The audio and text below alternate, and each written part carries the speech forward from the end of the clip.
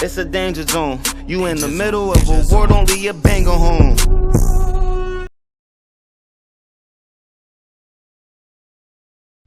Hey, Amanda.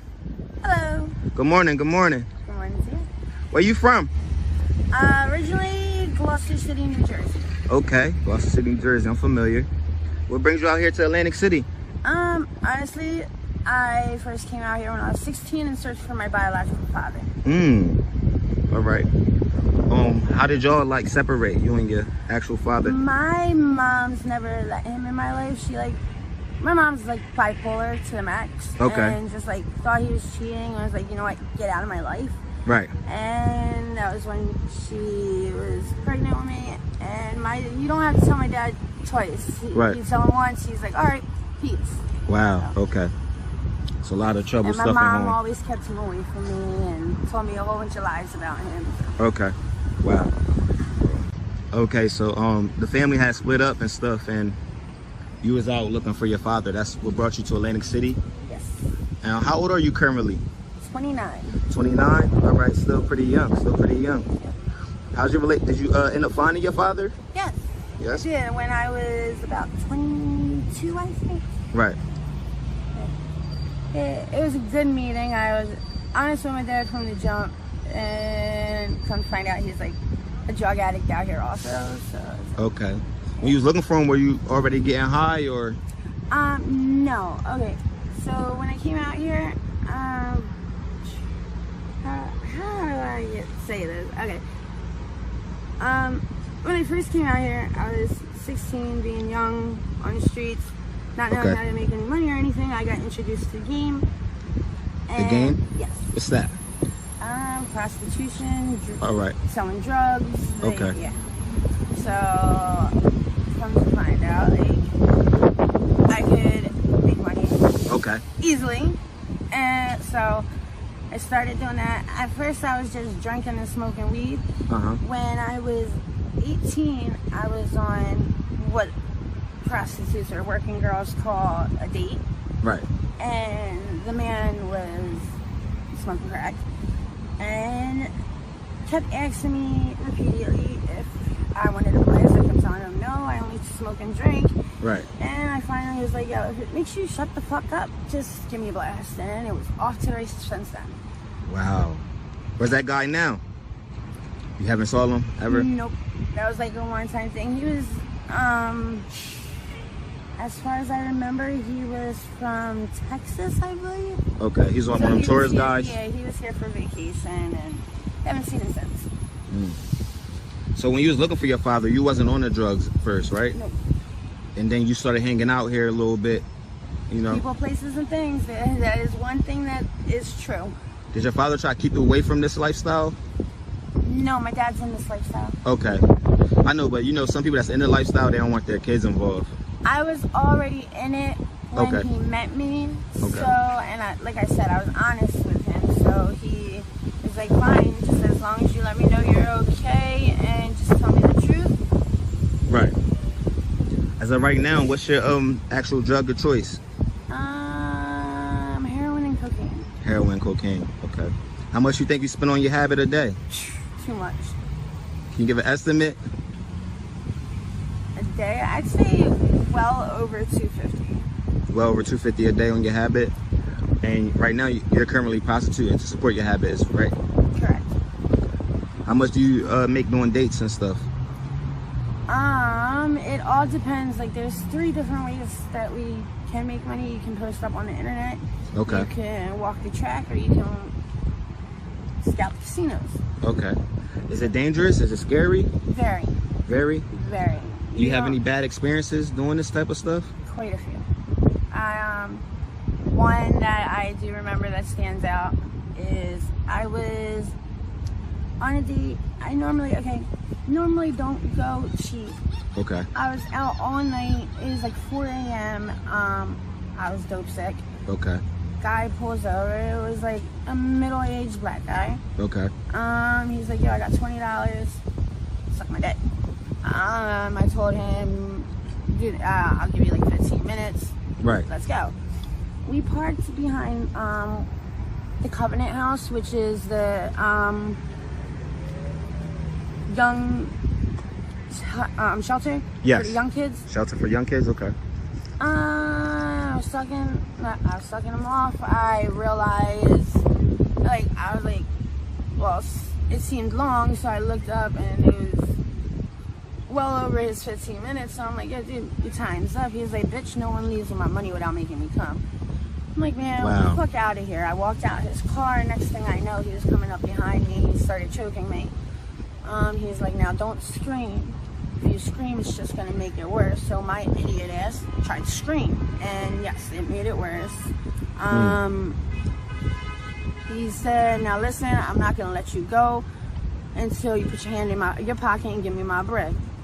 So I ended up getting the bread out. He threw me down to the ground, got in his car and tried to leave, but by my luck, well, by the grace of God, as he threw me down, a cop was driving by. So I was able to wave down the cop and tell the cop, like, look, this dude just tried to kill me. Right. And I was honest with the cop. I was like, look, listen, he paid me to suck his dick. He couldn't come. Right. And they arrested him. They arrested him for that? Yes. Okay. I'm happy he's gone. Because he could have killed you. Yeah, it's not the first time. Or hurt, or make somebody else another victim, you know? Yep. It's not the first time, and I'm pretty sure it won't be the last. Okay. You got any clean time under your belt? Yeah. My longest was 9.5 months. Okay. That was because I was incarcerated. Okay. And Are you able to speak on your charges or no? what? Are you able to speak on your charges? You gotta. Oh yeah. What you charged for? The one that had me in there for 9.5 months, originally it was a prostitution charge. Okay. And then I got released, ROR, released on your own recognizance. I was supposed to go to court, didn't go to court, so then I got arrested for contempt of court. Wow. Then I got out on house arrest. Wow. And I got the bracelet. Wow. I was living in Brigantine at the time, and I don't know if anybody's familiar with Brigantine, but Brigantine, one way in, one way out. You can only be going through the bridge, out through the bridge. So when I left, I tried to like walk from where I lived to the bridge. I got like 2 blocks away from the bridge, and the cops were like, "Hey, Amanda, you cut your bracelet." I said, yeah. Wow, you cut your bracelet? Did you go back to jail because of that? Yeah, I got escape. Wow. They count that as escape because you're technically here. Have you been in and out a lot or no? I've been to Atlantic County Jail 13 times. Atlantic County Jail 13 times. Yes. Wow. It's the worst jail in the world. They don't give a shit about you. They treat you like scum. Right. Are you currently homeless right now? Yes. Okay. How was that? Are you hotel hopping, or are you like basically living outside type of thing? Or I like couch surf. Like I'll stay with friends, or like now when I'm working and shit, I'd rather make friends than clients. Okay. So like I'm a very sociable person. I talk to everybody. Try to be nice and fair to everybody. So. Okay, we here, you know. All right, so you spoke on one of your tragedy situations that occurred when you was going on a date.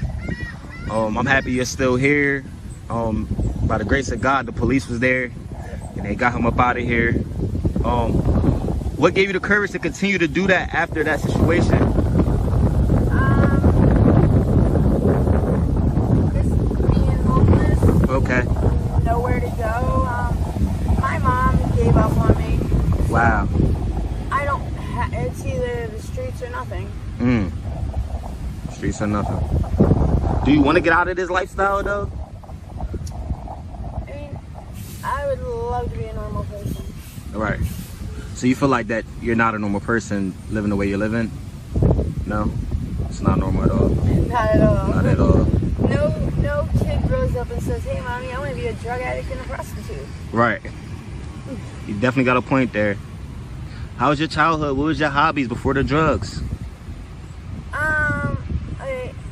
Growing up, like up until the age of 14, everything is normal childhood. Normal childhood. When I was 14, I was sexually abused. by my stepdad's brother, and that's where everything started going downhill. I'm so sorry about that. I hate hearing stuff like that, you know. You think that caused a lot of depression and issues in your life before the drugs? Yes, I became highly suicidal. It triggered a lot of mental disabilities. I have post-traumatic stress disorders, schizophrenia, bipolar depression, anxiety.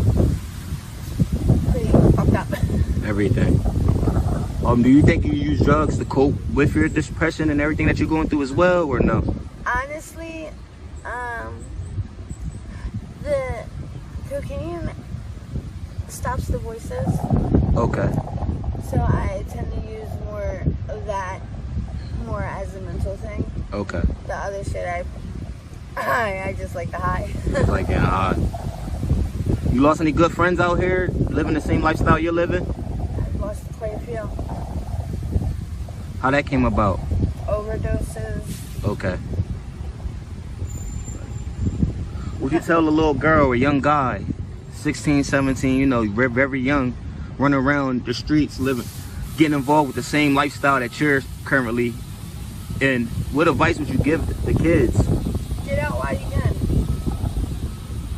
It's not worth it. There's no fun. Right. It's no fun at all. Where do you see yourself in 6 months? In 6 months, hopefully, I refuse to be homeless and struggling out here another winter, so I'm actually looking into getting into detox and go to rehab and trying to straighten my life out. You know what? That was my next question. I'm so happy to hear that. Maybe we can get a future interview to clean you, you know? Yeah. Off the drugs, you know? Definitely. But I want to thank you for your time. You've been a wonderful interviewee. Thank you. It's a danger zone. You in the middle of a war, don't leave your banger home.